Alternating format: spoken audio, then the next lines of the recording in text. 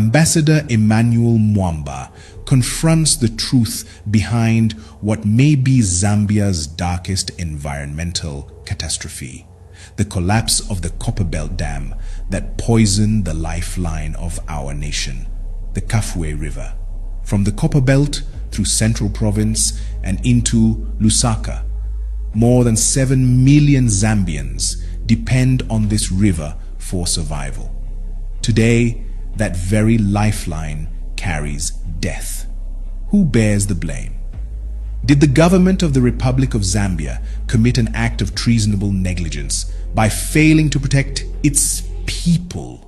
Or did a Chinese mining giant unleash one of the most inhuman and catastrophic crimes in history?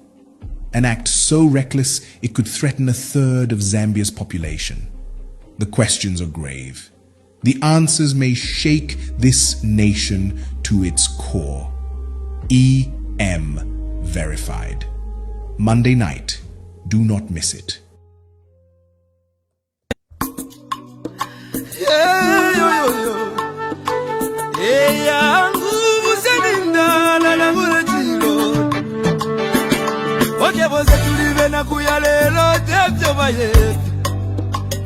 Amitapendwa ya vintu ifisume vyoza kula kuivukisha Tana depotimo Wimbo wa temenu wa katongi Awazunga wajita katongi Nagula kuivukisha kateka Taibuku muna kapona Neseko siove pameso Yangu ama umebaya Kiyaba Kiyaba ume Kiyaba ume Kiyaba ume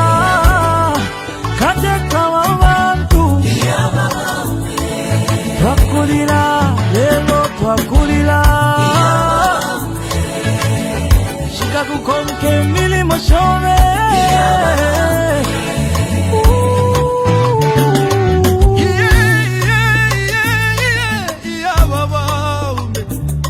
Ale filamba, fiena minta pengosile Eti kume mokula dolole avale Lilo wingi, Iseko wingi mwakwete, Iseko wingi mwakwete, Mwaya, mwaya, mwende wino tata wesu Katusi muchi wakege Wali bomba kale Lomba mwatuja tulelilake Lumbangana chiba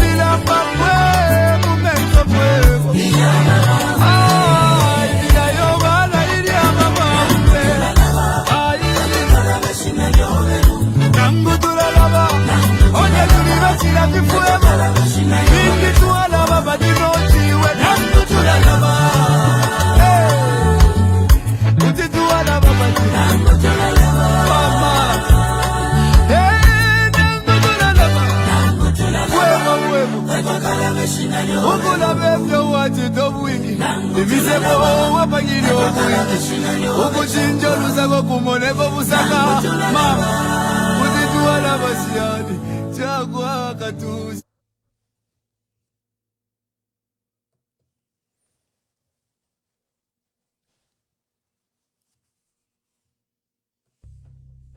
Ambassador Emmanuel Mwamba confronts the truth behind what may be Zambia's darkest environmental catastrophe, the collapse of the Copperbelt Dam that poisoned the lifeline of our nation, the Kafue River, from the Copper Belt through Central Province and into Lusaka.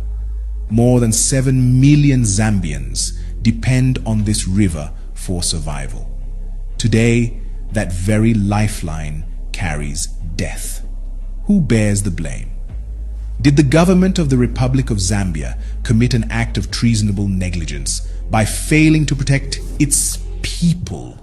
Or did a Chinese mining giant unleash one of the most inhuman and catastrophic crimes in history? An act so reckless it could threaten a third of Zambia's population. The questions are grave. The answers may shake this nation to its core. EM Verified. Monday night. Do not miss it.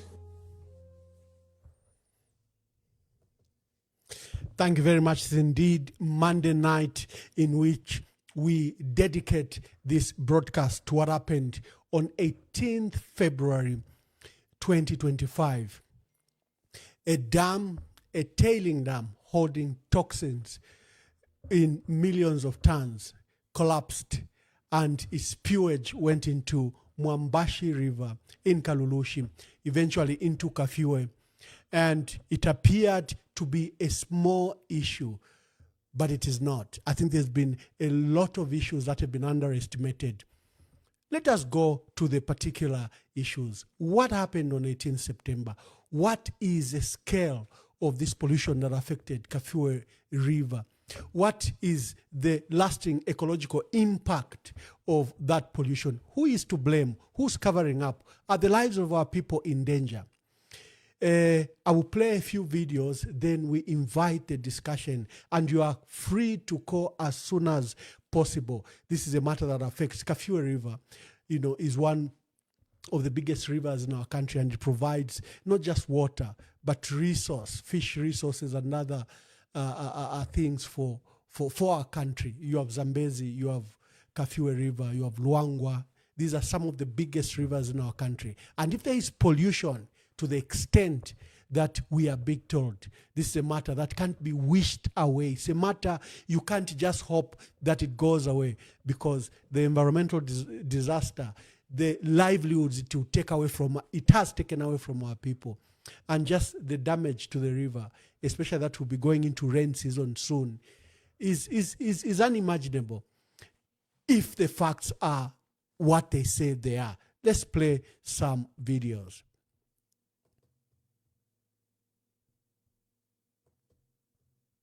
He drinks a full cup of tap water supplied by Nkana Water and Sanitation Company, an assurance that it is safe. Since the pollution of Kafue River in February this year by Sino Metals, there has been assertions that the water may not be safe. And Ministry of Information and Media Permanent Secretary Tawo Kawana was on the ground to prove those assumptions wrong. The PS information toured the Nkana Water Treatment Plant and Storage Facility. At Bulangililo Treatment Plant, Mr. Kawana was taken through the operations and measures the utility has taken after the pollution. No time did we supply polluted water.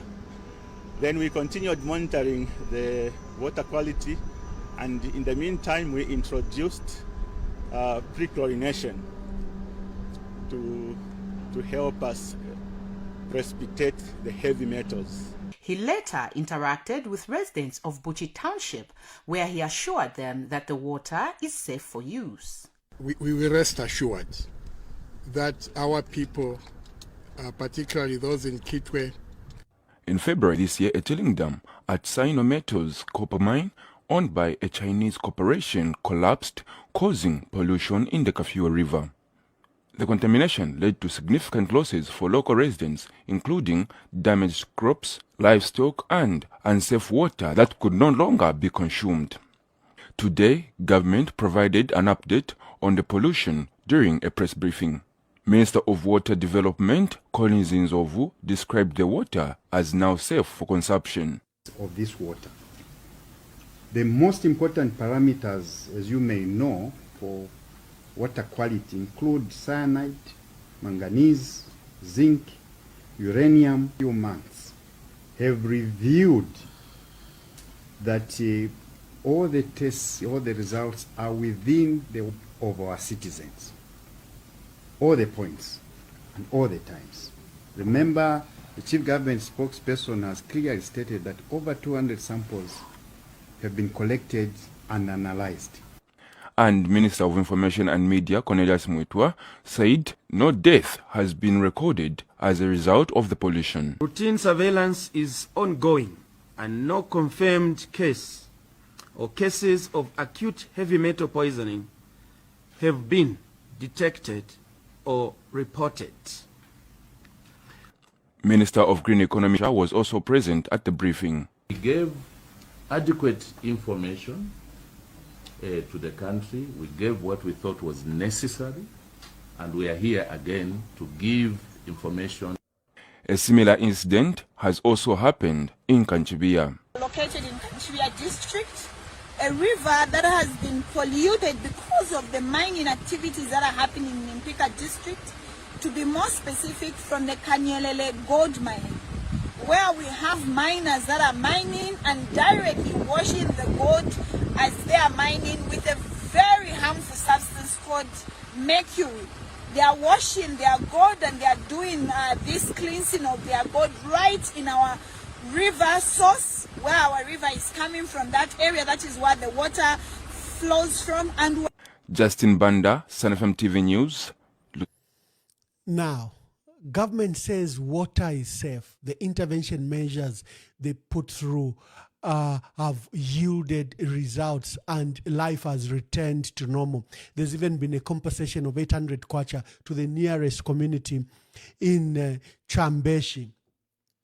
But an audit, environmental audit, an assessment done by Drizit environmental company in South Africa that is specialized in matters like this of pollution, has issued a report. They were procured by both Zambia Environmental Management Authority, ZEMA, and Sino Metals, the leaching company that held this dam, which then are these toxins from the copper that they process, the waste that was in this leaching dam, that tailing dam that collapsed. They hired an independent assessor, a company called Drizit, and the results are damning. Part of the report says the toxic spill that occurred in Kafue River in February 2025 was far more severe than reported by Sino Metals. Sino Metals said we had 50,000 metric tons of waste in there. The independent assessment, environmental assessment, has revealed that it was 30 times more, 1.5 million metric tons of waste were in the dam that spilled into Kafue River, Mwambashi and Kafue River. And Sino Metals, after this report leaked, immediately fired Drizit, because they were hired, I think, at a cost of $4.5 million to do this assessment. And after detailed investigations, walk to the across Mwambashi and Kafue River up to way into the game parks and up to Lusaka, they revealed that the toxins were extremely high. The hard metals remained in the water and not fit for either human or animal consumption. The investigation by Drizit took 2 months. And the allegation is that Sino Metals underestimated or underreported the amount of waste they had in the tailing dam that collapsed. It was in 50,000 tons. It was 1.5 million metric tons. And then Drizit conducted 3,500 tests at various points across the Kafue River. And they found that there was extremely dangerous levels of pollutants, including cyanide, arsenic, copper, zinc, lead, cadmium, and all these heavy metals pose significant immediate and long-term health risks that will damage organs, that will provide birth defects and cancers along whoever drinks this water. Who drinks this water? There are 7 million of us that drink that water. Lusaka drinks this water from Kafue River. So you can imagine the extent of the pollution. So why is government saying the water is safe? You saw the PS even drink the water. Why is government saying that water is safe with that kind of pollution? Now, international reports, Channel 4 commissioned a report that came to Zambia, did their independent assessment, and also had sight of this audit report. Two things immediately happened. We saw from the UPND media concerted allegation against the Mr. Mwinga, the Director General of ZEMA. They accused him of having obtained a bribe and that he had bought a house in South Africa and that he had fled. They also accused him that he had collaborated with Dreamsit, this company that did Drizit, that company that did the audit. Of course, this is before we saw the international report. So for me, I'll excuse that Mr. Mwinga. I think they are trying to look for a fall guy. Who do they blame? They have to discredit the report because that means government has lied. That means government has engaged in a cover-up. That means government is perpetrating not just a crime, but a crime against humanity, allowing communities to drink water that is hazardous, that has dangerous chemicals, that has long-lasting impact on their lives and the lives of their children. This is very serious.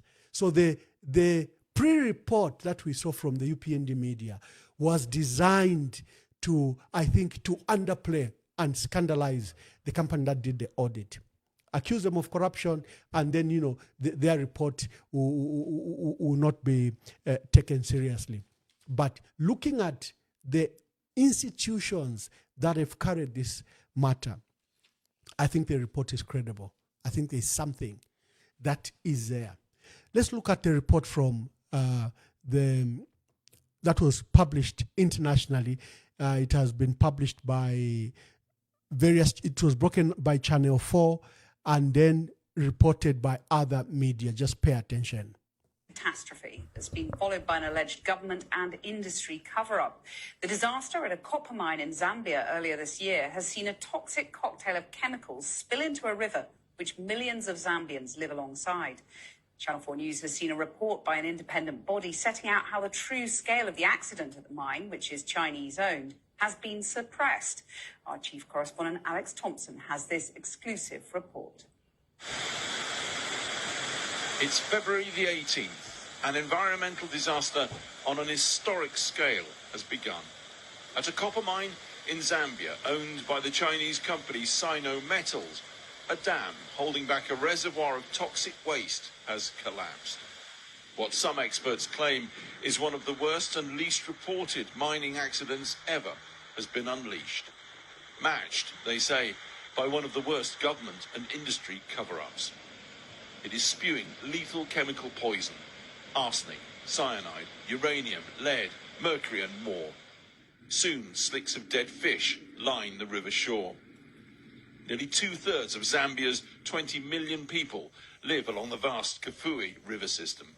It is an environmental disaster, really of catastrophic consequence when we consider the fact that Sino Metals has polluted a river on which millions of people depend for their livelihoods.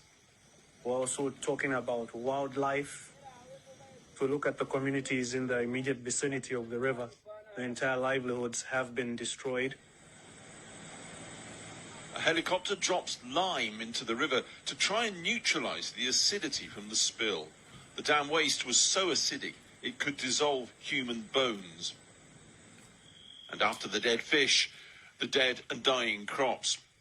week after week of damaging delay went by. From the air, the scale of the damage is clear, the scarred, polluted landscape of the now empty reservoir. The government did order Sinometals to pay for an independent survey to assess the damage. And that survey appears to have been buried by the government and the mine, but Channel 4 News has obtained a copy exclusively. Tonight, we can reveal this 385-page report compiled by South African environmental assessors who sampled hundreds of sites in the vast toxic slurry. The river supplies drinking water to about 5 million people, including the capital, Lusaka. So, weeks of painstaking research, thousands of samples taken. And you'd think, wouldn't you, that the emergence of this report would trigger, even at this late stage, the kind of large-scale cleanup that was required. In fact, nothing like that happened at all. The environmental assessors say it would need at least 100 trucks a day for over a year to begin clearing away the contamination. Watching all this, the environmental assessors appear to have lost patience. In early June, they wrote this letter to the government begging them to take action. The language they use could hardly be more stark. Their letter says that official reports stating that 50,000 tonnes were released is grossly inaccurate, and that their estimate is 30 times that, over 1.5 million tonnes. That's not all. They write that extremely hazardous substances were released, including arsenic, cyanide, uranium, and other heavy metals, which has created a toxic environment capable of causing irreversible harm to both the ecosystem and human health. Communities are at serious risk of developing birth defects, cancers, liver and lung disease, heart conditions, and other chronic illnesses. Without immediate intervention, the consequences for future generations of Zambians will be severe and long-lasting. By now, others had had enough. The US Embassy broke cover on June the 12th, issuing this notice, telling its nationals to evacuate urgently from the polluted region. That produced no major action from the authorities, so the Americans put out another warning in August, now saying even breathing the air in the pollution zone could be dangerous. That did it. The very next day, the government called a press conference. Surely they were about to take action. Quite the opposite. Laboratory results show that the pH levels have returned to normal and concentrations of heavy metals are steadily decreasing, which means that the immediate danger to human, animal, and plant life has been averted as we speak today. But the minister wasn't done yet. His clear message, nothing to see here. All serious implications on public health, water safety, agriculture, and the environment have been brought under control. There is, therefore, no cause for alarm.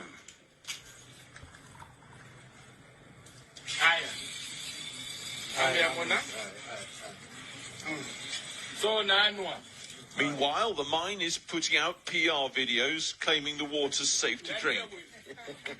Far from cleaning up for local people, they're buying up local people. More PR images of food handouts and around £800 compensation for affected families.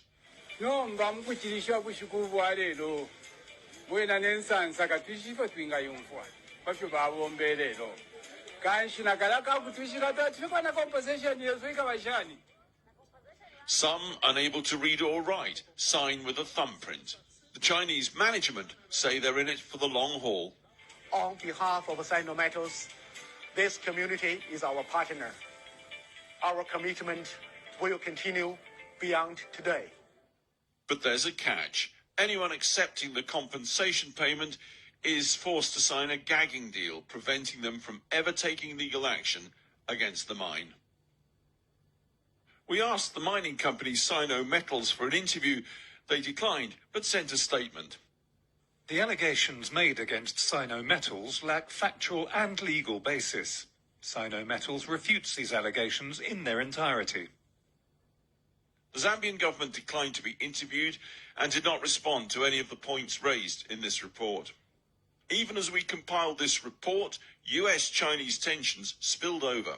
America accusing China directly of a cover-up, noting, Sino-Metals' poisoning of the Kafue River and its efforts to avoid responsibility demonstrate the contempt state-owned Chinese companies have for the lives of the Zambian people. This environmental catastrophe is the latest example of their callous indifference towards the African people.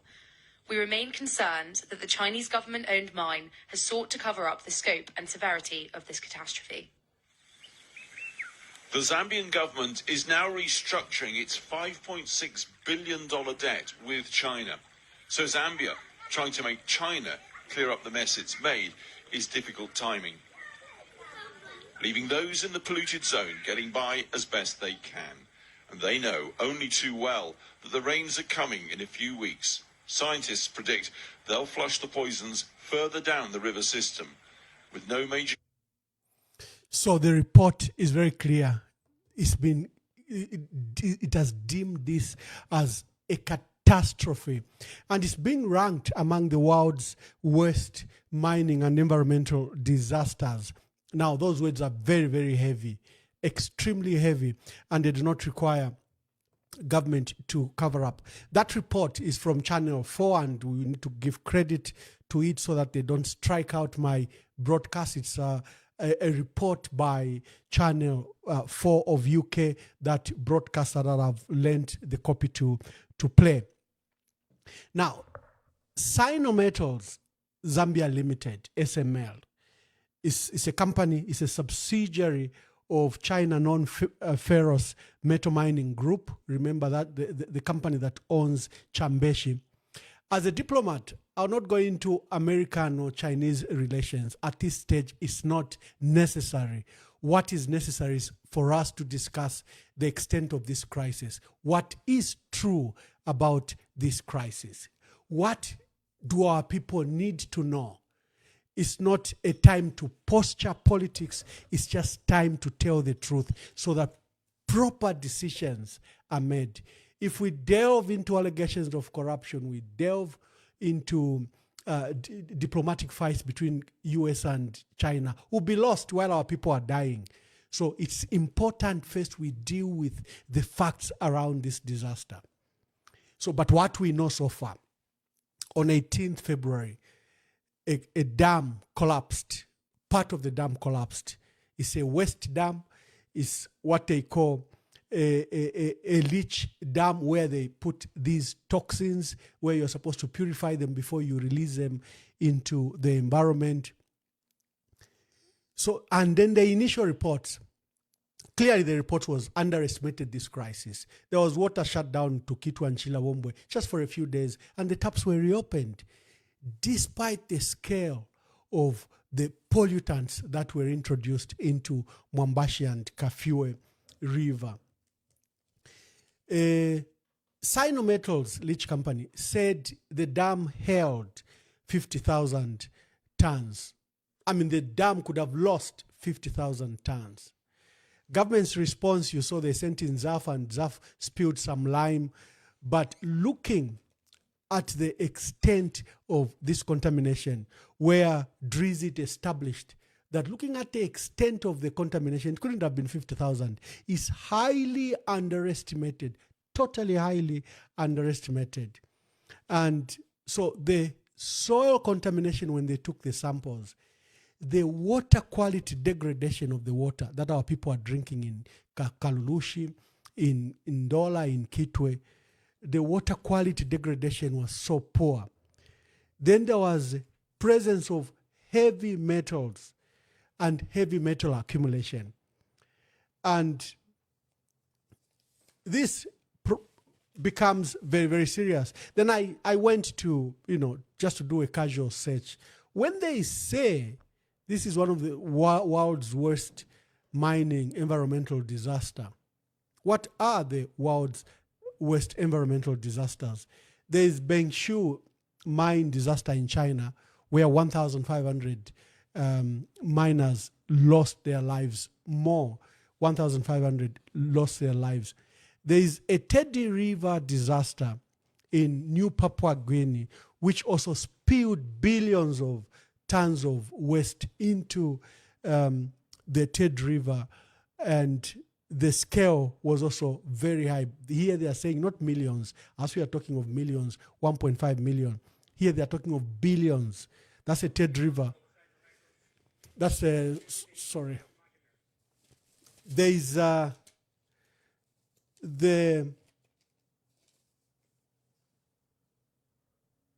are two other disasters that I have noted. An odd one in the United Kingdom in 1966 that saw the death of about 6 children because this coal pile up, spilled over onto a school. How many people have died in this case? If we spilled 1.5 million metric tons, what have been the reported deaths? Government says there are no reported deaths. What's the scale of the pollutants? Clearly, someone is not telling the truth. What do we need to do? In my view, an independent, fresh audit must be done immediately because Drizzt was contracted by Sinometals. That was already irregular. This should have been a matter by ZEMA so that the independence from the mine owners is separated. You cannot, an accused murder is on hiring the investigator to investigate the murder, to not go anywhere.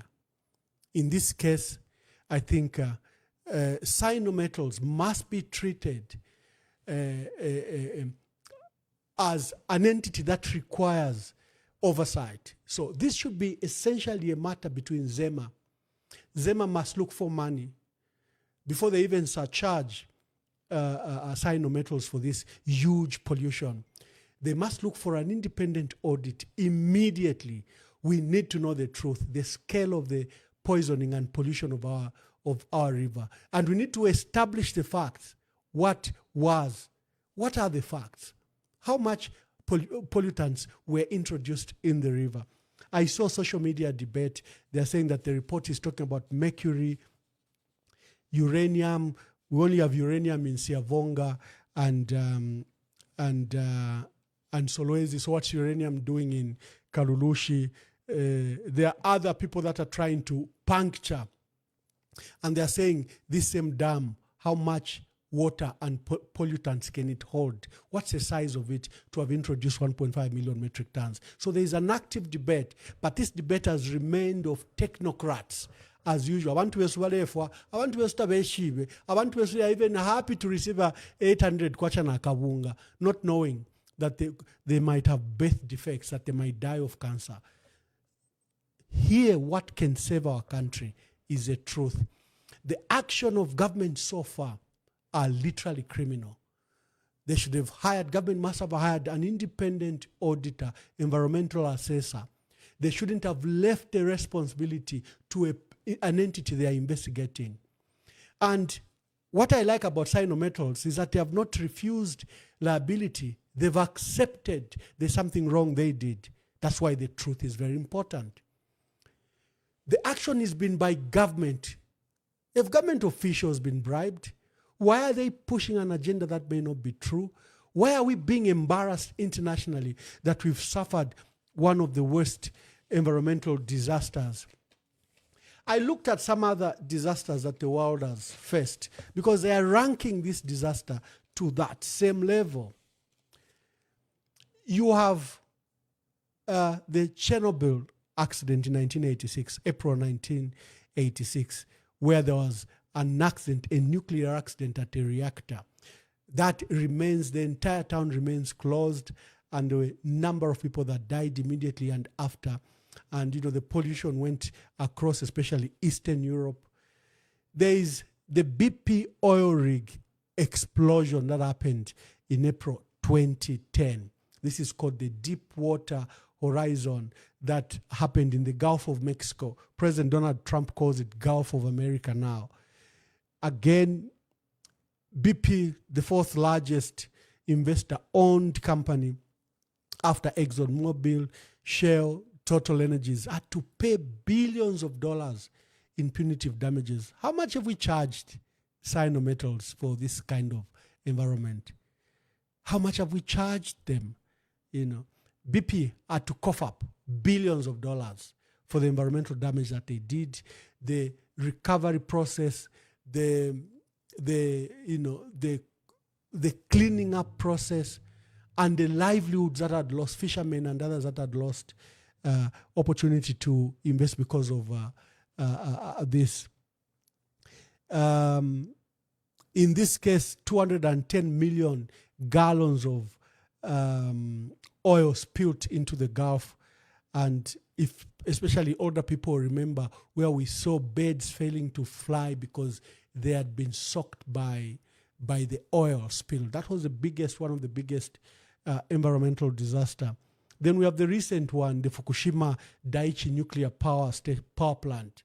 There was an earthquake on the sea, that translated into water coming to tsunami coming onto the shore and then overran the Fukushima Daiichi nuclear power station. And by the time they were trying to switch it off, you cannot switch off a nuclear power plant like that. That area since 2011 remains excluded. They've been trying to clean up and switch off the plant since then. Again, billions of dollars were spent. If you have a disaster that is being compared to those levels, what has been our response? What, ladies and gentlemen, has been our response? Our response is this. Just check our response as government. He drinks a full cup of tap water supplied by Nkana Water and Sanitation Company, an assurance that it is safe. Since the pollution of Kafue River in February this year by Sino Metals, there has been assertions that the water may not be safe. And Ministry of Information and Media Permanent Secretary Tawo Kawana was on the ground to prove those assumptions wrong. The PS information toured the Nkana Water Treatment Plant and Storage Facility. At Bulangililo Treatment Plant, Mr. Kawana was taken through the operations and measures the utility has taken after the pollution. No time did we supply polluted water. Then we continued monitoring the water quality, and in the meantime we introduced pre-chlorination to help us precipitate the heavy metals. He later interacted with residents of Buchi Township, where he assured them that the water is safe for use. We will rest assured that our people, particularly those in Kitwe, Chambeshi and Karudushi, are consuming water that is safe. We have seen and we have been taken through by Nkana Water how the water is gotten from its raw form, directly from the river, taken through the treatment plant, treated, tested, satisfied, and after that satisfaction is when they pump it out to the people to be able to access. Nkana Water Supply and Sanitation Company Managing Director stated that the heavy metal levels have reduced. pH was dealt with using liming.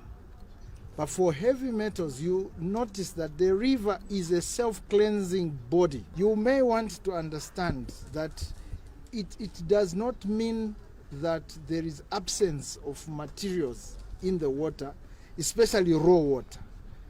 It will be there, but that's why there is a treatment process.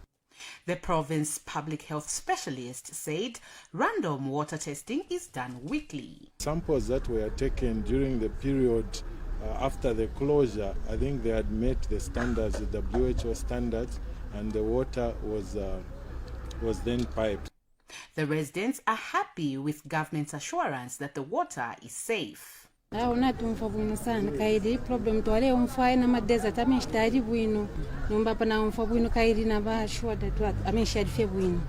We went to Chambeshi, where they draw the water from Chambeshi. The intake is independent or on a higher elevation down the Kafue River than where the accident.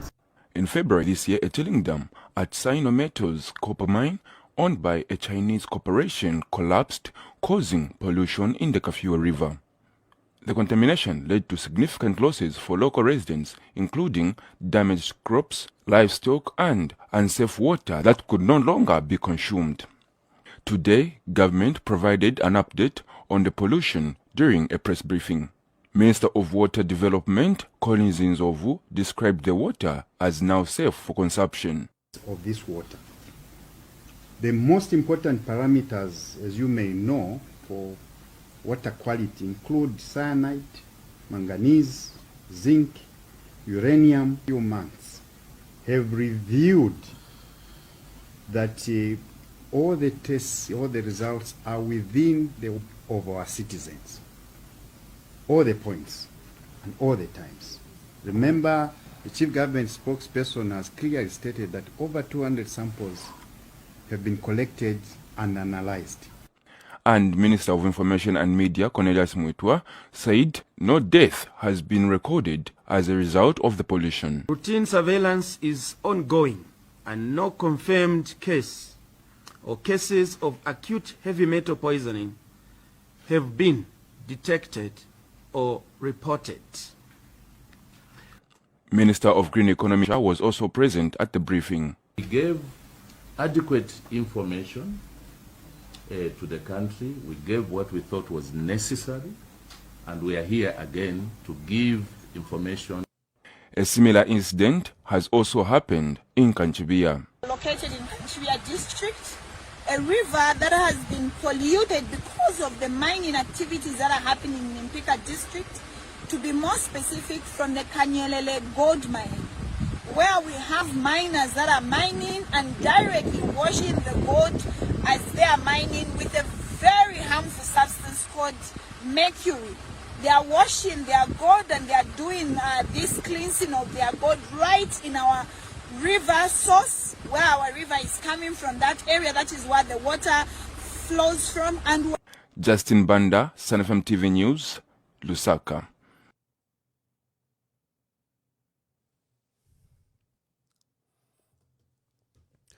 At the heart of this is casualty number one. The Zema Managing Director General, Godfrey Mwinga, is said to have resigned. There are allegations that he was involved in corruption in this matter with the company that did this audit, and that there was conflict of interest. Now, there was celebration. Government hired Mr. Mwinga from Cape Town, highly qualified man, and all of a sudden, he has resigned. He was forced to resign. Did he resign on his own? I've seen a WhatsApp message being circulated where it is said to have been written by Mr. Mwinga, and I hope he did write it, that good afternoon, and I trust that news of my departure from Zema reached you. It was a pleasure having worked and interact with many of you. Unfortunately, it was time for me to move on to emerging opportunities. We have to be given more time to say bye properly, but circumstances didn't permit. I can only wish you well and encourage you to support your new leadership in executing such mammoth mandate. Now, this appeared to be a text message to his team, his staff, and he wrote the one they're saying a virtual resignation. What is happening in this matter is that every time there is a cover-up to this magnitude, there'll be casualties, there'll be fallouts, so that the truth is buried. We demand the truth. What happened on 18th February? How much toxins was released in the environment? What is the danger it has posed to all of us that drink water from the Kafue River? Let me invite, cause my number is now on. Let's begin to interact from you. Let me hear from you. What are your views? Ambassador Emmanuel Mwamba confronts the truth behind what may be Zambia's darkest environmental catastrophe, the collapse of the Copperbelt Dam that poisoned the lifeline of our nation, the Kafue River. From the Copperbelt through Central Province and into Lusaka, more than 7 million Zambians depend on this river for survival. Today, that very lifeline carries death. Who bears the blame? Did the government of the Republic of Zambia commit an act of treasonable negligence by failing to protect its people? Or did a Chinese mining giant unleash one of the most inhuman? Let's hear from you. Hello, caller. Please tell us your name and where you are calling us from. This one is very important. It is your brother, Kelvin Kafue River. Yes. From Australia. Now, why this one is important is that I work in the mining field. So today you have to give me this time. And I want to explain something about how a country like Australia, I've worked for Santos, one of the biggest mining companies. And the way we treat our sites, I go to a place called Gunyela, which is north of Muramba, where the biggest coal mines are. You need to understand that even dropping a plastic is contamination that will cause repercussions. A simple plastic, my brother. So this this level, and I remember in 2016, we had a small truck that fell over, which had the acid. You know, once we're drilling sites, mine sites, we get back water with heavy metal, which can actually burn your hands. We had a simple accident in the yard. It had to be shut down. A simple truck, 15,000 liter truck. So, when you look at what these people are doing, no, sorry, I shouldn't say that. And then these people are talking. You imagine to say, have these people got any consideration?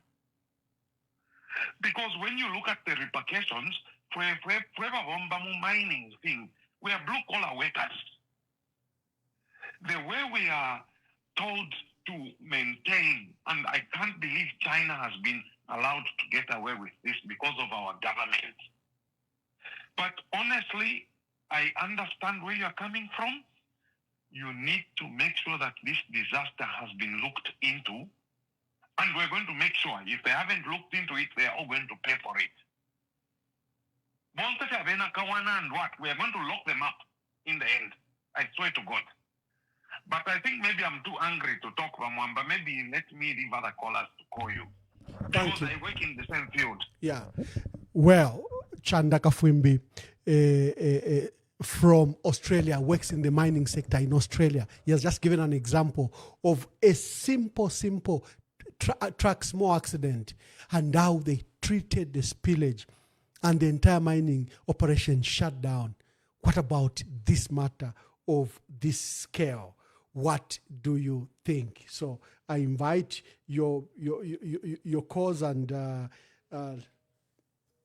let me play this one. Someone has sent an audio. You can send an audio.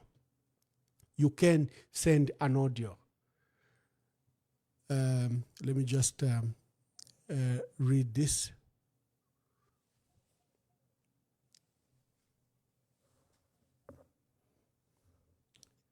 Hello, caller. Please tell us your name and where you are calling us from. Good evening, Ambassador. Good evening. My name is Nancy. I'm calling you from the Copper Belt. Yes, Nancy. Yeah, this issue of the pollution that happened in February by metals. Sorry, please allow me to take a bit of time on this one. Yeah. This heavy metal contamination is the most serious part of this issue, though I've noticed that the focus has been on the acid levels, people talking about the pH levels have stabilized. That is the easier problem to handle for the water.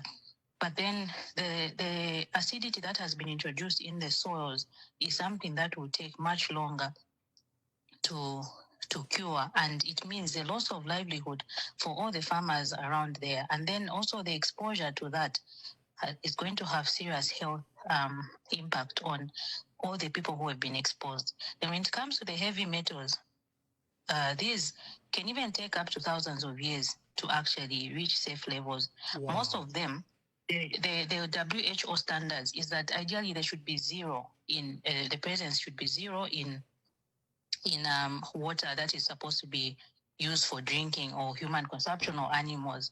Now, what we have not heard from our government, which has been telling us, and Incana Water telling us that they are conducting tests regularly, they have not told us the levels of those heavy metals. They are just saying it's in acceptable standards. What are those levels that they have? Their test, yes, what the tests that they've done, they should publicize the results so that we are able to compare.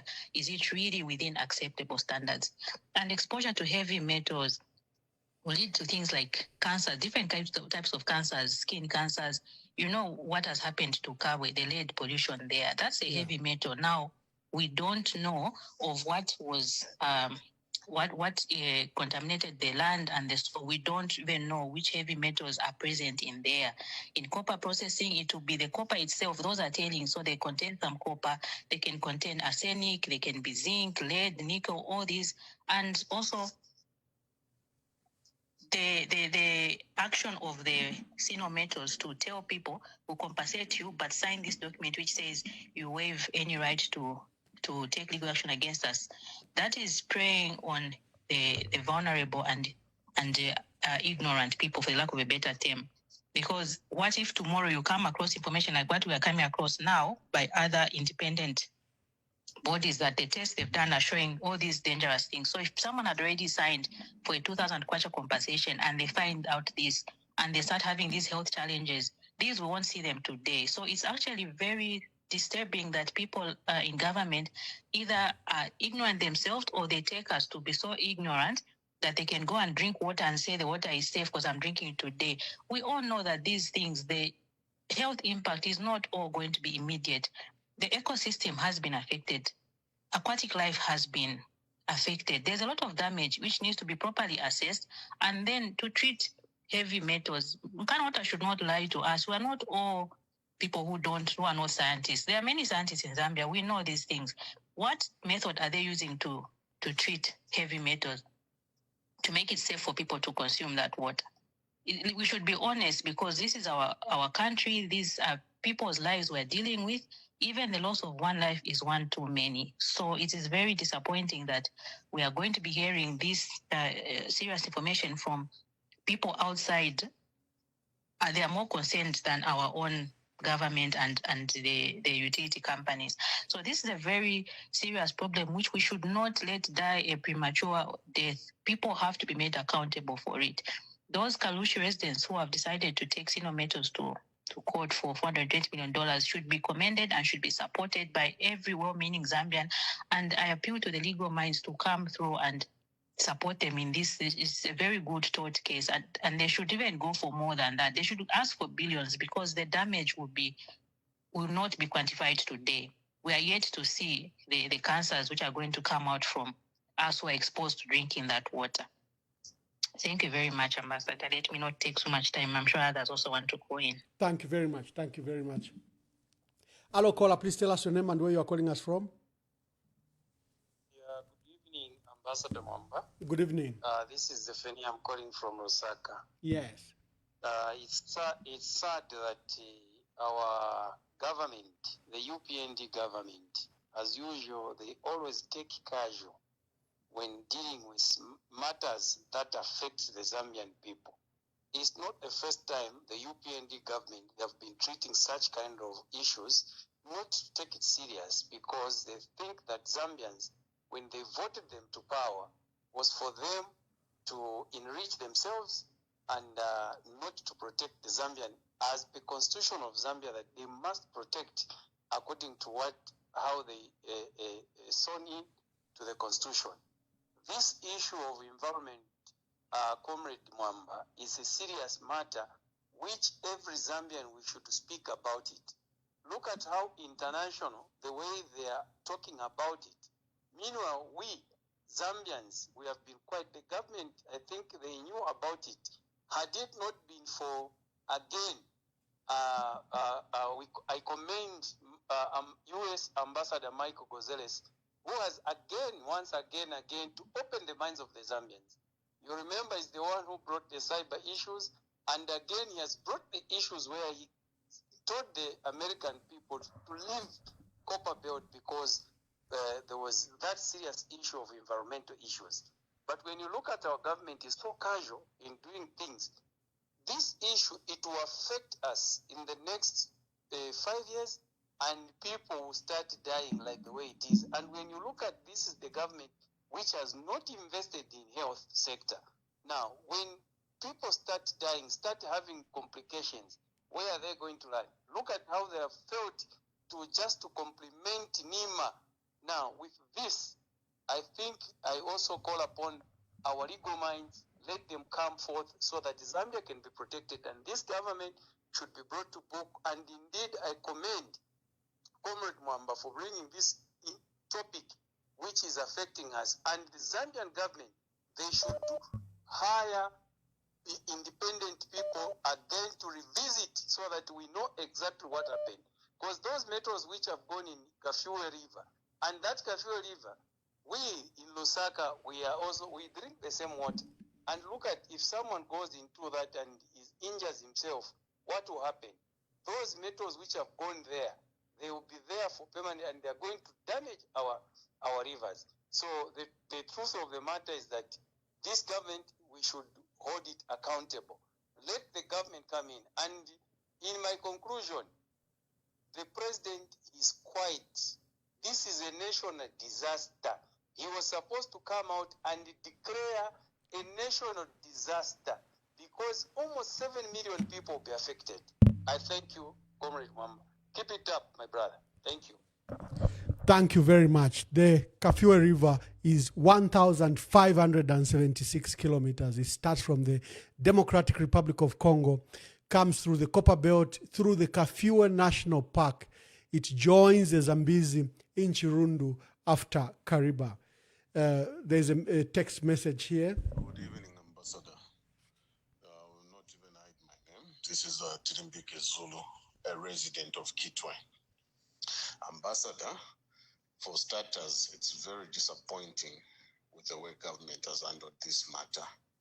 This is a matter of huge magnitudes, and we wanted government to be in the forefront of protecting us, the citizens. But they seem to be siding with this careless investor, if I may say. You know, from...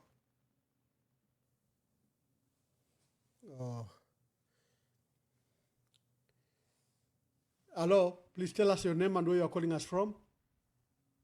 My name is CJ. I'm calling you from New Jersey. Yes, CJ. Ambassador Mwamba, I'm actually sobbing right now. Looking at, the negligency of our government.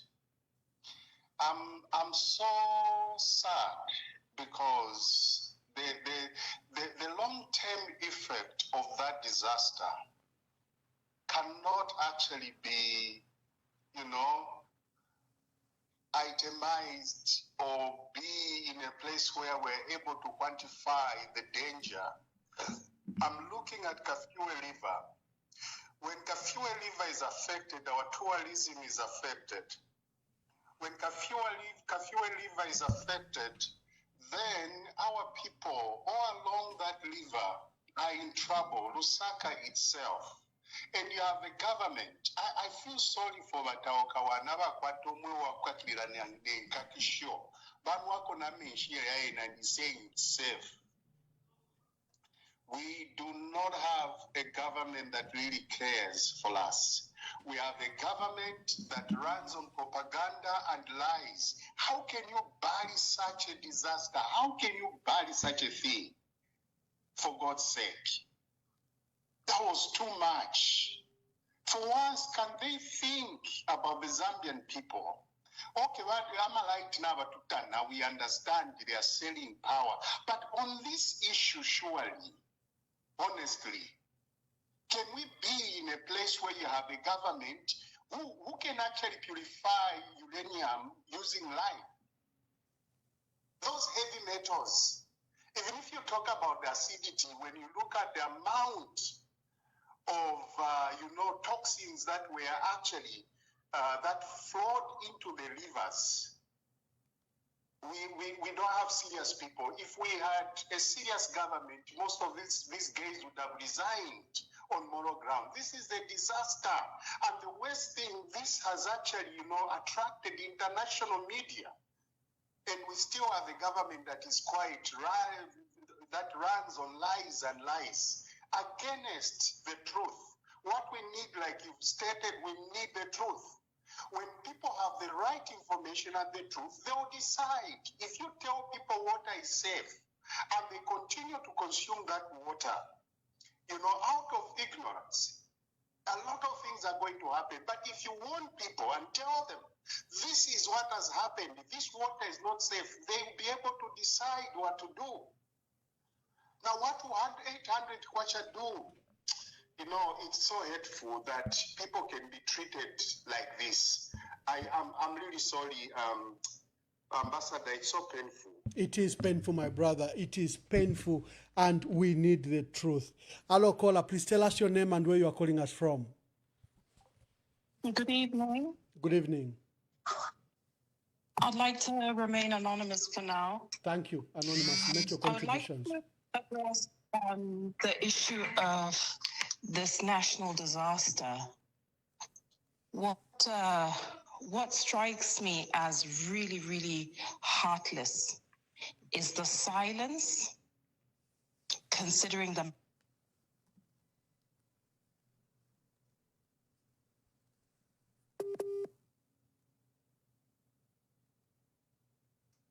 Hello, caller. Are you there?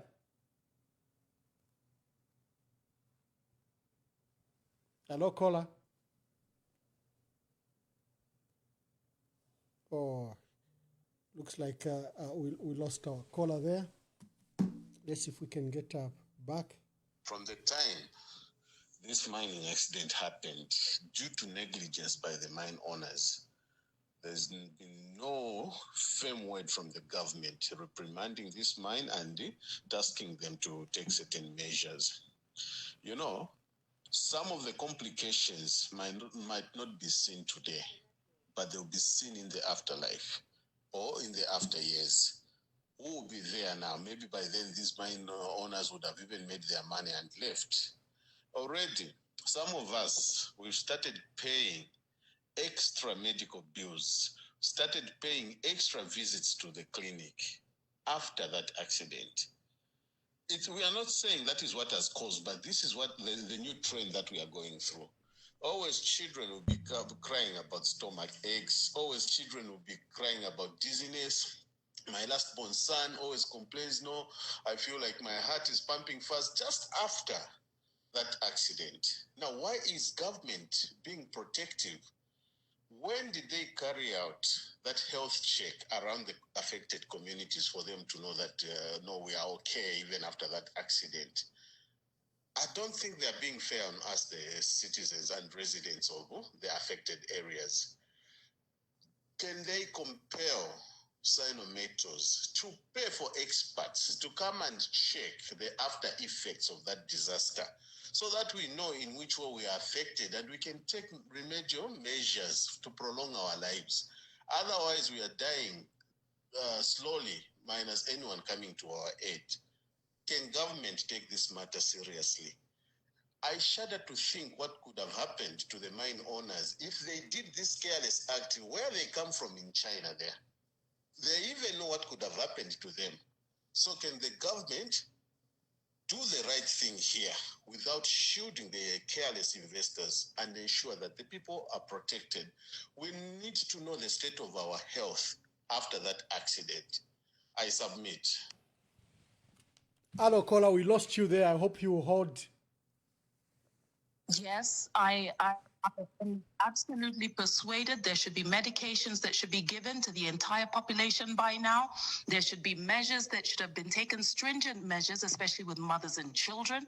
There should have been so many things. Everyone has been suffering severe cough infections, severe flus, strange episodes with lung infections. Nothing is being done.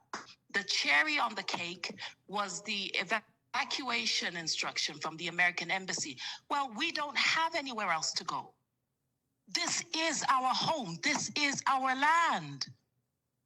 And how do you treat people with such contempt, with legitimate health risks? No, this is a form of manslaughter. And while it is recommended that all manner of things should be taken in terms of preventative cures and things like that, it's just mind-boggling how there's just total silence. These waters go into other countries, so it's an international crisis. Where the government fails, the international community have absolutely stated they will help. There's no excuse. There's no excuse. And I pray that the international community will step in once we do our part and involve the international courts of justice. Because UN does have guidelines on such disasters. Thank you. Thank you very much. Indeed, many are saying this is a national disaster and it has not been treated as such. It has been treated as a sideshow. And this is where, despite the damage, this is where the concerns are. Catastrophe that's been followed by an alleged government and industry cover-up.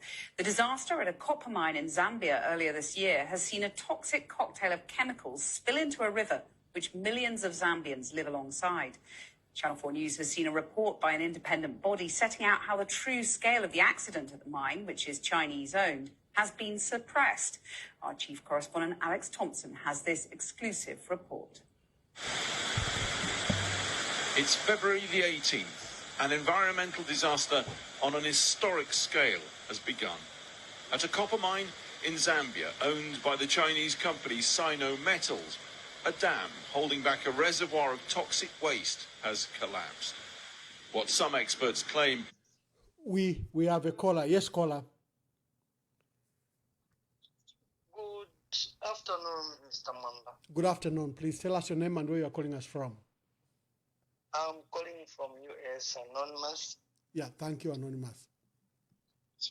My brother, Mr. Mwamba, we can't be surprised. We have seen from where we are coming from. They started from the time they were campaigning lying. Even now, they can even go now to the health of the people. When people outside comes and even tell us what the problem that we have in our country, the problem in Copper Belt, we are expecting the government to be very serious on that one, because it will affect even the generation coming. Those children who are born now in Zambia, those who are taking all those things, and even those who are there, it will affect them. But it is like government doesn't mind. The only thing that they are doing is politics. So, Mr. Mwamba, I think Zambians can also take the government to court for what they have done, because in other countries, I don't think they can leave them walk freely like that, because they're even coming, fooling us in Copper Belt, telling people like that. Mr. Mwamba, we're asking if there is another way of doing it, to sue the government, because in other countries, they sue government and the people are paid. If there is a provision of doing that, Mr. Mwamba, to help us so that we can sue the government. Thank you. Thank you very much. Thank you. Has been suppressed. Our chief correspondent, Alex Thompson, has this exclusive report. It's February the 18th. An environmental disaster on an historic scale has begun. At a copper mine in Zambia, owned by the Chinese company Sino Metals, a dam holding back a reservoir of toxic waste has collapsed. What some experts claim is one of the worst and least reported mining accidents ever has been unleashed. Matched, they say, by one of the worst government and industry cover-ups. It is spewing lethal chemical poison, arsenic, cyanide, uranium, lead, mercury and more. Soon, slicks of dead fish line the river shore. Nearly 2/3 of Zambia's 20 million people live along the vast Kafue River system. It is an environment. Hello, caller. Please tell us your name and where you are calling us from. Good evening, Ambassador. This is Munkonge. Yes, Mr. Munkonge. Mkwaya, Ambassador Kwena, Mutur Chabu, Mutur Pitila, Katuisho for Tualachita, because Umi Kuliwafia, Mutende Fionsefie. So, to let it kuli mwe waliko bonge fina muletu wafu. Please isule ni kumenza ofa tuinga chita ama international communities of nga twa na aliyo inene filamba fyali sapona okona mwene abantu abwamabumi ali wino babapera batumasaka nga no tapale fo tuinga kita protect abantu abashire misakamana banshi tuinga songa uruwani bwapitirira ba ambassador turero mbafe kuli imwe kiterimo involved more international communities abenga fo amapuwa Zambia since ba government naba itemwa chama bena Zambia bafwa ba government bena baba pachipuna.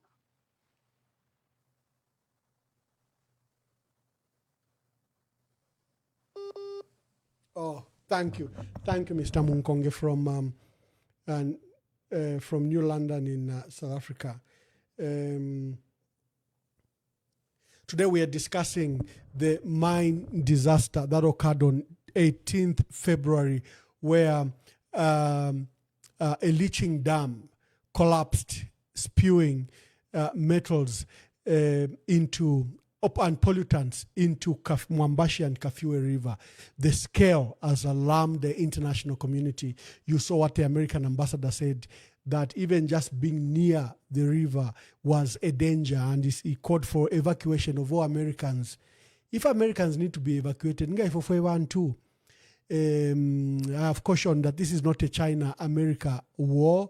I think that Sinometals is an independent professional company. They should be held liable. They are a subsidiary of, the other company that owns Chambeshi. They should be held liable.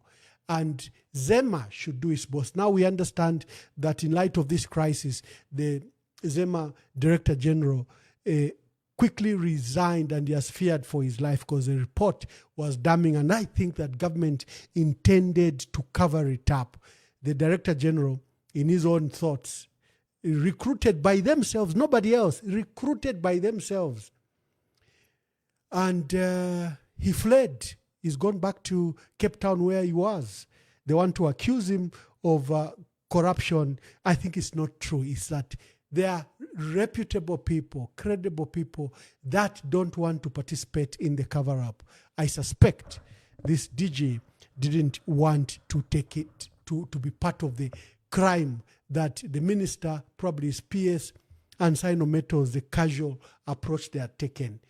He didn't want to participate, and he resigned from that office. This is a very serious matter, and government has not treated this matter very well. So please call. Today we're discussing this matter. Please, if you have any thoughts about it. Someone says, Ambassador Emmanuel Mwamba, it is true that the Director General Zema has resigned. Government is not treating this matter seriously. The PS and the minister from the environment should have immediately been fired in light of the scandal and in the manner that it has been dealt with. The Minister of Green Economy and Environment should not take this matter, has not taken this matter seriously. Who will be held accountable? So clearly we are laughing a stock across the country, across the world. A tailing dam collapses, and we are treating it like it's just an ordinary spill. We are totally not serious about this crisis. And then the casual approach to cover up, where you send government officials, you send government officials to the area they drink water. Probably it could even have been bottled water. Another one says the farmers, their land cannot be cultivated. Those that are just talking about acidic contamination. So umushiribari ocha, and the water still remains with high toxicity. Yeah.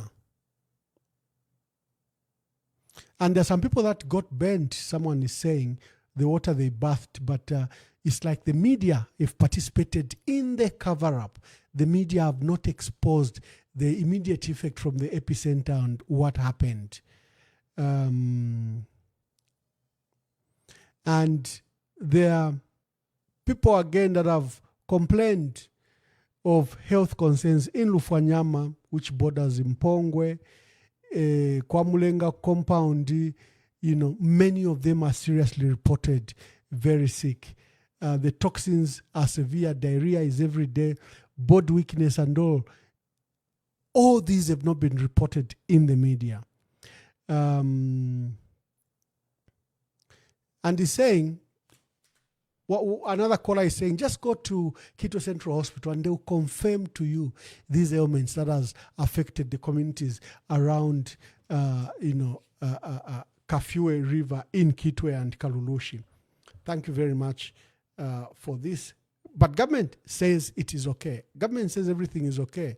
Why are you worried? Like they say, when we tell them that there'll be maize shortage, why are they exporting? They just said, no, you're just being bitter. Every time something happens, load shedding will end by June. Why are you bitter? Just be careful, just quiet. Load shedding will go away. They are treating this matter the same way. Hello, caller, please tell us your name and where you are calling us from. Okay. Good evening, Ambassador. Good evening. So I think mine is to just, this is anonymous. I want to stay anonymous, and I'm calling in from the land of AI. Thank you. But mine is just to point out the fact that I think the criminal in this whole thing is government. This government, wherever we got them from, they have lost a mandate to protect the people of Zambia. They have lost that mandate. It is embarrassing. Look, I don't think the Chinese have failed to solve this problem. But there's no drive from this government to make sure that this problem is attended to. It's a problem, not Isanga. There's a pollution case that has taken place. It's there. What we would have expected is for government to step in and take some steps, put pressure on the investor. Even government itself needed to be able to put some money together and invest into this thing. This problem is receiving very little attention. People complain about it. How he was treated 7 years ago and so on and so forth. Meanwhile, people are actually, as we can hear from other callers and people are sending in messages, people are saying this is a catastrophe that's going to stay with us for years. But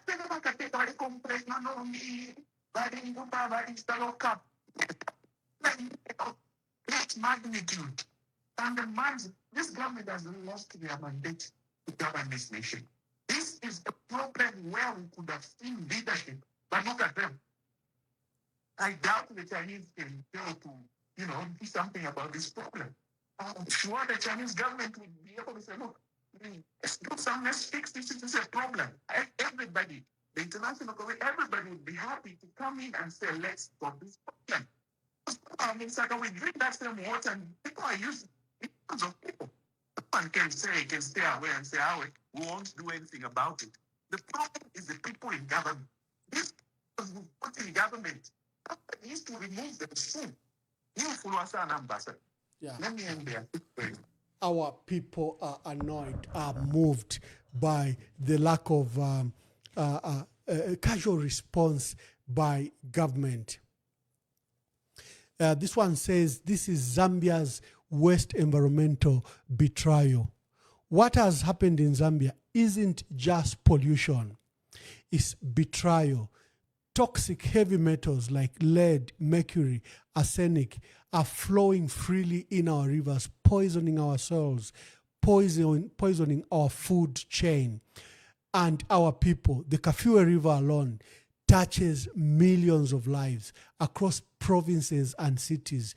This is a national emergency and should be treated as such.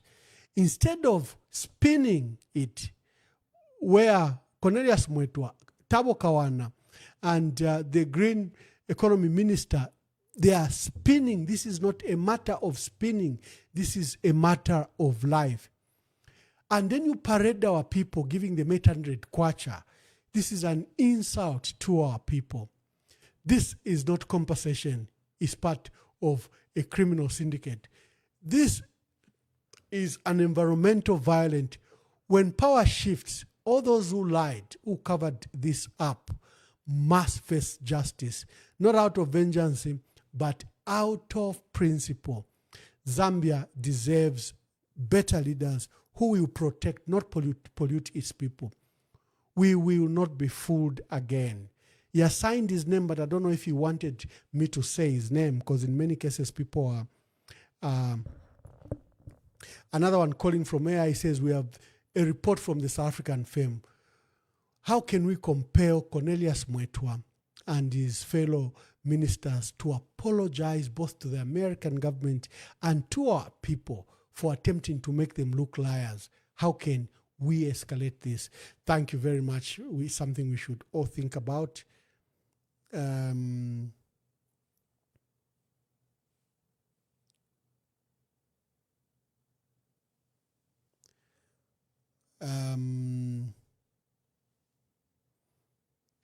Yeah, thank you.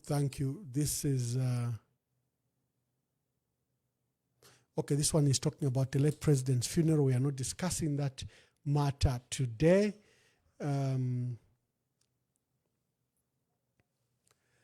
Hello, caller. Please tell us your name and where you are calling us from. Good afternoon or good evening, Honorable. This is Robert. Robert. From the UK. Good evening. Yes, Robert. Yeah, good. What a dark day. It's or dark few days. It's been this government that we have. It's really a government that's taken our country to the dark times, and it's like everything that our previous leaders have said. You know, on Michael Sata said, under 5 politicians, and we can see it. The role of the government is very, very simple. The role of the government is to make sure that they safeguard citizens from external and internal threats. And from what we have is this government is failing in all those areas. You know, and they have no consideration for the damage. Like one contributor said that they know that most of these consequences in terms of the health of people, it's not going to happen now. And they're probably aware that it's not going to be our problem when people start having health issues. But where's our conscience? You know, and some of these people, they even go to church and they pray and they lead people. And they just pretend like everything is okay. Like what you've just said, I think there have to be a commission, you know, like an investigation to really find out exactly what happened. And all these people, if they've misled people and they've lied and they've been corrupt, we need to make sure that they don't hold any position of power, because they just don't care about our country and the poor people that live along that river. You know, this is going to be a disaster for years to come.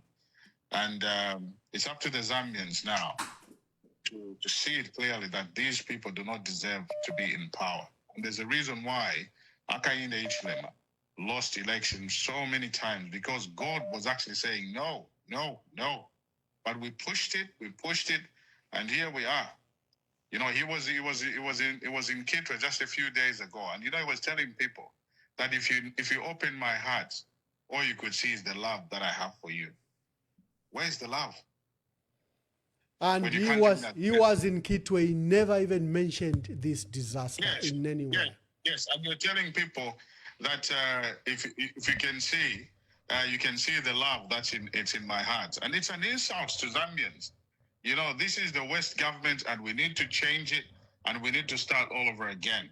Like Mr. Kasonso said, that UPND should be shut down. It's true. It's like a bad shop that sells expired products. And all you have to do is just close it, lock it, and throw the keys away. They should never be given any opportunity to run our country. Thank you so much, Bamamba. Thank you very much. Thank you. Hello, caller. Please tell us your name and where you are calling us from. Hello. evening. Good evening, sir. Honorable Wamba. This is Don Oscar. I'm calling from Italy. Yes, Good sir. evening, and thanks for allowing me to participate on this serious but important conversation. I would start by, and I greet also my people. I greet my friends.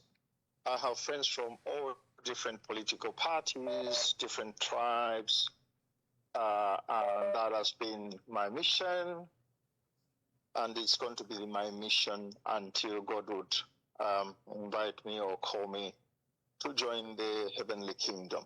So I'm greeting and I sympathize with our friends, our colleagues in the Copper Belt. A lot of people, just like you have been reading messages, Mr. Mwamba, also we have been forwarded by messages, hundreds and hundreds of messages. Now, on this issue, sometimes I've been collaborating or participating on the political issue, the governance system in our country, the desire to change a government so that we find someone who can put the interests of the people at the center. But on this issue, I have to mention and state clearly that this has nothing to do with politics. This issue has nothing to do with the politics. So it has nothing to do with the bitterness. No, you don't support the government. You don't support this party. You don't like UPND. This issue has something to do with health. Now, health is so vital. A nation which has good health can produce. A nation who has a bad health can never produce. Allow me to recall to the Zambian people, I know the Zambian people are so wise, they know what I want to allude to. I will take you back to 1986. 1986, by that time, Honorable Mwamba, is the time the Holy Father, Pope John Paul II, arrived in Kitwe, and at the airport there in Kitwe, in Ndeke village somewhere there, he had a very, very beautiful rally there, not rally, but a mass, and a meeting with the Zambian people. I remember very well, 1986. But in that year, 1986, something tragic happened in a place which was called Soviet Union by then, Soviet Union. And now we are calling that place now Ukraine. The key town where a disaster of such a magnitude happened was a town in Ukraine which was called, and up to today I think it is called, Chernobyl. I know this story, I think you know this story, Honorable Mwamba, but for history purposes, to understand the gravity of this situation, we need also to take some references. Now, Chernobyl, today it is called Ukraine, the area, there was a disaster, some loss of uranium and some loss of toxic chemicals. So they had to hire high-equipped and technological assistants and doctors, scientists, and experts to go and bonify the area. Now, what the scientists they discovered was that toxic material which was released in the air there in Chernobyl, Ukraine, is very, very difficult to bonify. Up to today, this is 2025, they have enclosed. In that area, it is not allowed to cultivate, to grow any grain, to grow any vegetables. Because if you eat vegetables grown in that area, you risk to have future or immediate serious illnesses. Now, I come back to our country. I repeat, this is not political. This regards the health of the people, and especially the people there in the Copper Belt, or in Kitwe in particular, or Mufulira or Chingola. Now, seriously, the government needs to put in a serious team to investigate. If in Chernobyl in 1986 up to today, the toxicity continues, what has happened in Kitwe can never be tolerated and say, well, okay, I'm drinking water, is safe. The consequences, there are immediate consequences, and they are long-term consequences. Babies. Imagine of a woman who is expecting a baby and probably drank from Kafue River. Just imagine. And this is what I'm going to tell to the Minister of Health, the Minister of Green Economy, the Minister of Mines. Just imagine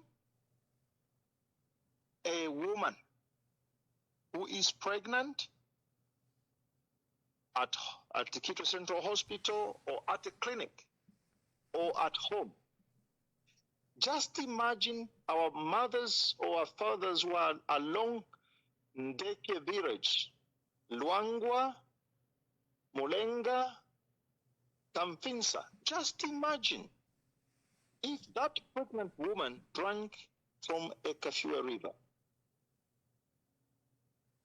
Do you think we are going to observe today the repercussion of such toxicity? So, for this reason, I think the government should show signs that they are on the part of the people.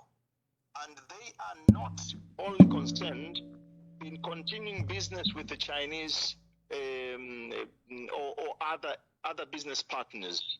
But I think on this matter, and I have just said it, the President Hakainde was in Kitwe last week on Sunday. I was shocked, I have to say. I was shocked. He never talked about it. I was shocked. He's a father of the nation. He's the president of everybody. Even the Minister of Copper Belt, who was introducing him in the church there, introducing members of parliament in that church, they could not talk about this. I thought the Minister of the Copper Belt was going to tell the president, Your Excellency, we have a tragedy here. Can you assure the people? Your word is important. Assure the people that they are served. It's not a question of showing on a TV set that someone is drinking a cup of water and we don't even know where that cup of water came from. We could ask an old woman in Mulenga compound there to go and draw the water alongside Kafue, nearby the grass, the bound of the river, with those remains of the toxicity there, so that the minister can test that water. And the one who can go and draw that water must not be a person who is working the government. Just ask. Ask maybe a person from the opposition party. They go and draw water for the minister. And to see if he's going to drink that one. Thank you very much, Father Donosco. And I repeat, thank you so much. And I repeat, this is not political. This is the matter of this health of the citizens. Thank you very much. I'm glad that Father Donosco from Italy is a Catholic priest. The church mother bodies have issued a statement regarding this matter of pollution, and they express concern that government has not handled this crisis very well. Hello, caller, please tell us your name and where you're calling us from. I'm Mulenga from New Jersey. Good afternoon, Honorable. Good afternoon from New Jersey. I just have a question for the Zambians at large. Mm-hmm. Zambian people, my fellow country people, did you vote for this government to serve you, or did you vote for this government to kill you? Because there's no way this kind of a thing will happen in your country and you are sitting without saying anything like all is well. Like all is well. You can't even voice out. And then on top of that, they come and give you change to say it's your compensation. They compensate people with that peanut of change. How can you agree to get that kind of a change when your life is at risk? Because if those things it had happened in the Western world, today you would have been a millionaire because they will compensate them according to the problem that is at hand. You don't have good water. You don't have a good environment where you are. If that thing happened wherever that company comes from, you think they'll be working today? They'll be in deep shit. The media will be all over, social media. Now, the Zambian media is even quiet about it, playing like all is well. Zambians, please, it's time we wake up and stand up. We shouldn't allow to be killed or to be taken for granted. I submit, Honorable. Thank you very much. Thank you very much. Hello, caller. Please tell us your name and where you are calling us from. With all district ambassador, I'm very disappointed with the president, especially. Nobody else. Because, you know, this man has been behaving like Zambians are his own enemies. Because you cannot see a head of state who does not like his own citizens in this way. You never see him defending Zambians. All the time he defends foreigners. Is he the president for foreigners? Look how the way he even treats his own people. He doesn't even greet them or giving a handshake, even a mere hug. Please, let's put this man out. This man is not Zambian in the way that he behaves. Thank you, Ambassador. Thank you very much. All of you are very annoyed about this matter. And government doesn't want us to discuss. They want it relegated to the silence so that this disaster can quickly pass. But here we are, embarrassed by first an international audit, then embarrassed by international reports. The scale of disaster, the negligence by government is criminal. The failure to do a thorough report on this matter. Drizzt has done it. Government should embrace that report and face the consequences. You cannot participate in a cover-up of all your people that will vote you in power. How do you do that? How do you allow, that's why someone is saying they don't love you because they are taking away your life and you are watching. Mubantu wakwalesa ngatuachirachita gossip pano, there would have been hundreds and hundreds of people. But when we are discussing something that affects your life and your livelihood, I was sure. But ngatuleba tuyachitilefi, all of you would have been here participating in the gossip. Let us be serious as a country on these serious matters. He drinks a full cup of tap water supplied by Nkana Water and Sanitation Company, an assurance that it is safe. Since the pollution of Kafue River in February this year by Sino Metals, there has been assertions that the water may not be safe. And Ministry of Information and Media Permanent Secretary Tawo Kawana was on the ground to prove those assumptions wrong. The PS information toured the Nkana Water Treatment Plant and Storage Facility. At Bulangililo Treatment Plant, Mr. Kawana was taken through the operations and measures the utility has taken after the pollution. No time did we supply polluted water. Then we continued monitoring the water quality, and in the meantime we introduced pre-chlorination to help us precipitate the heavy metals. He later interacted with residents of Buchi Township, where he assured them that the water is safe for use.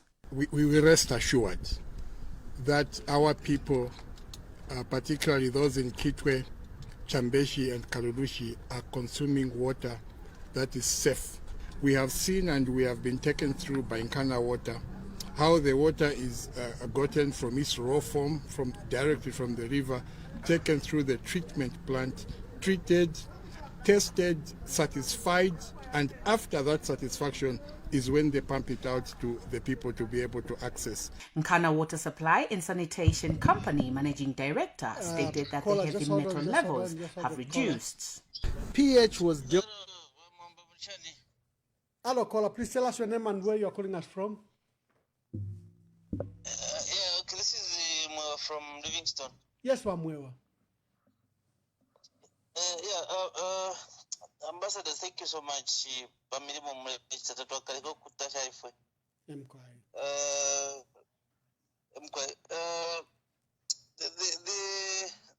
Okay, first come, Charo. I think everyone is aware about what's happening in the country. But my concern really, if we try to access information, we are understanding and following what is happening. Now, my worry is the information. How far is it going? Grassroots information. But we want to have the punch up an economy feed.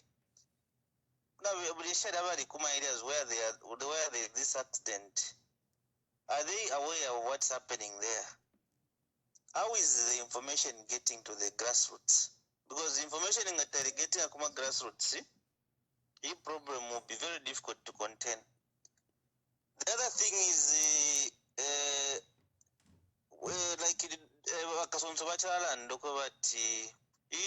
this problem is not a political problem.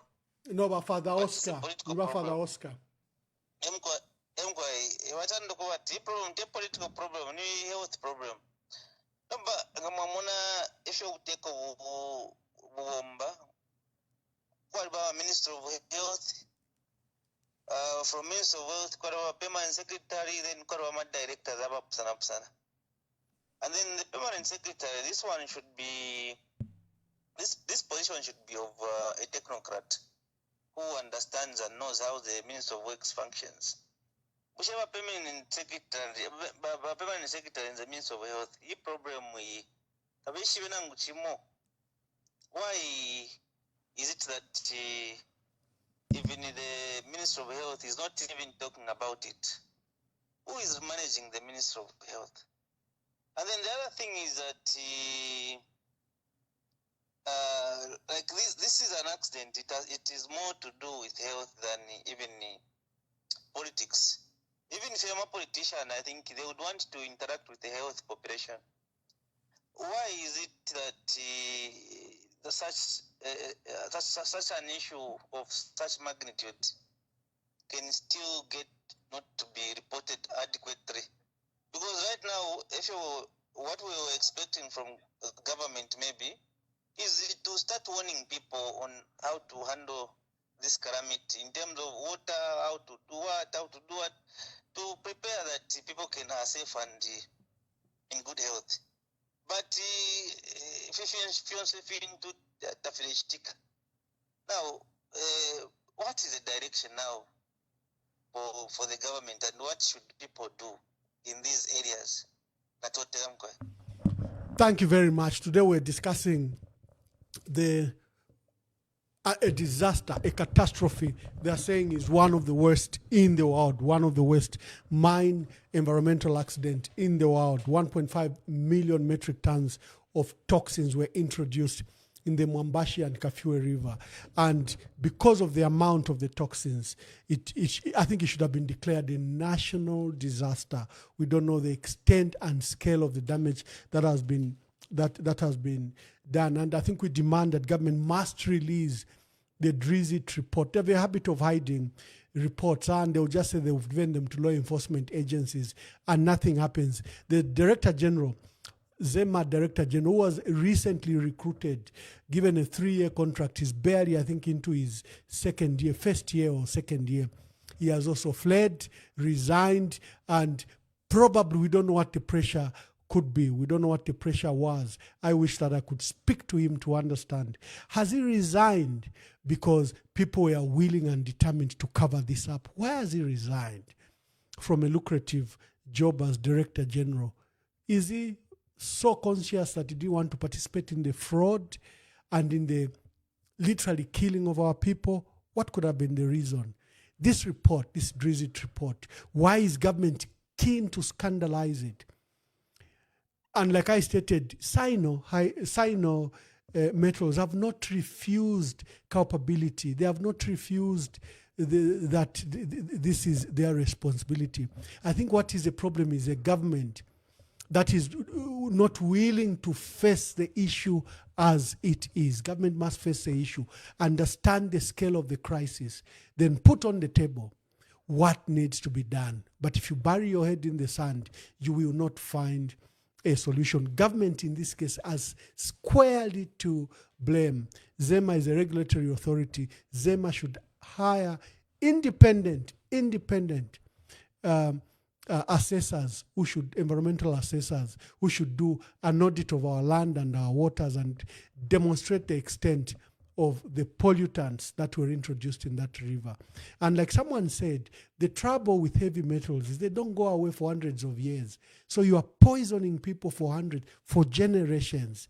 For toxicity, for the acid, that's okay. You can put lime and restore the pH levels, but you cannot treat the presence of heavy metals with a lime. No, it's not possible. You cannot.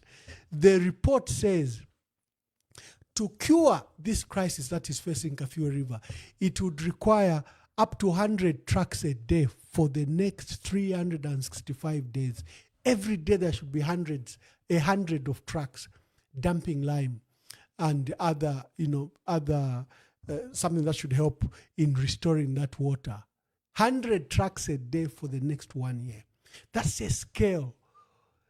How much money is required? If I were Nensu, when I looked at all the disasters, they go in, they assess, they put a budget to it, and they look for the money. Either they make you pay for it, or they look for money to do the cleanup. You can't bury your head in the sand in the manner that this government has done. What this government has done is criminal as usual, criminal. And it has put the lives of over 7 million people at risk. We want to Akwalesa. God bless you.